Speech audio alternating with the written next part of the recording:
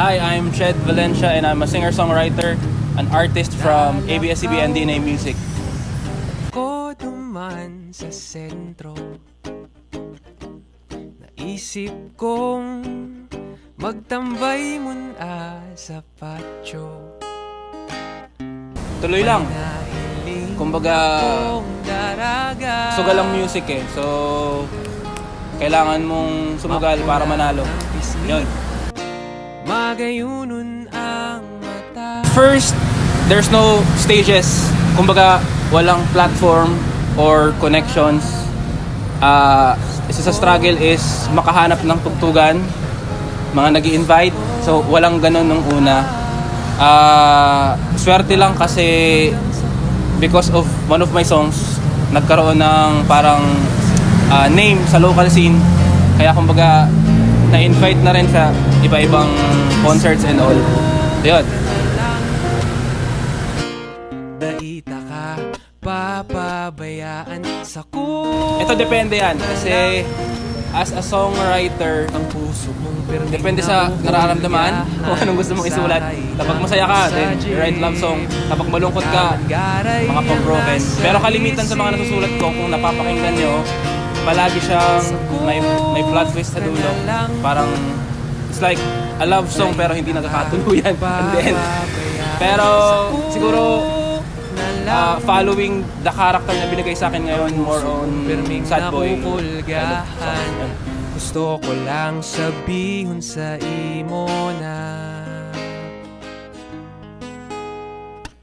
Ito po ulit-ulit na kwento. Na-discover ko siya accidentally. Project namin nung high school sa MAPH, which is sa music. Meron kami presentation. And then, all I had is 2 days, which is Saturday, Sunday, on weekend, para mag-prepare ng performance. So, ang ginawa ko, para maiba, may inaral akong kanta sa gitara, pero hindi pa ako marunong mag-gitara. And then yun yung pinarform ko Monday. And then sabi ng teacher ko, why not daw i-pursue ko yung pagtugtog. So yun, doon nagsimula, grade 8. Yun. Madami. Unang-una yung support ng LGU, which is wala. Pangalawa siguro, every artist naman may tinatawag na parang starting point, which is yun yung pinakamahirap kasi hahanapin mo yung character mo, yung tunog mo, kung saan genre ka ba, which is something na along the process mo mahahanap at makukuha kung saan ka talaga. Sa mga struggles, depende sa storya ng buhay natin. Siguro kung mayaman ka, mas less yung struggle.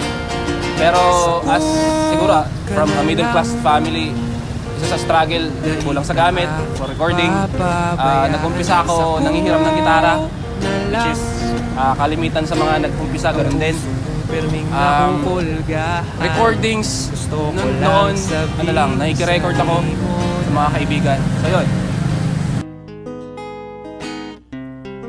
Aram kong may namutan ka na. Biggest achievement as of now, yung Saan Happy For You na ginamit yung song ko.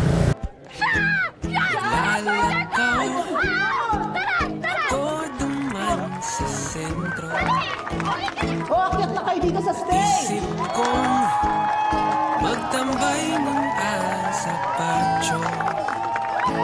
And pangalawa is Nakukulga. hindi na ako independent artist, under label na, so isa yung sa pinakamalaking achievement. And ano pa ba? Guesting sa mga big universities yun, mga big concerts. Yun, biggest achievement. Ang puso mong perming nakukulgahan. Gusto ko lang sabihin sa imo. Magandang tanong yon. Actually, ano siya, somehow nakaka-bother as an artist. Kasi, nakikita ko rin sa social media na maraming ang advertisements regarding AI music or AI producing apps. So, kumbaga, hindi pa rin mapapalitan yung authenticity and then yung emotions na napoproduce.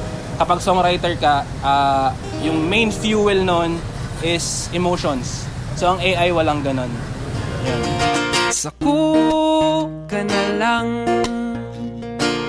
daita ka, papabayaan sa na lang. Ang puso mong pirming nakukulgahan, nagsakay na ko sa jeep. Ikaman garay ang nasa isip.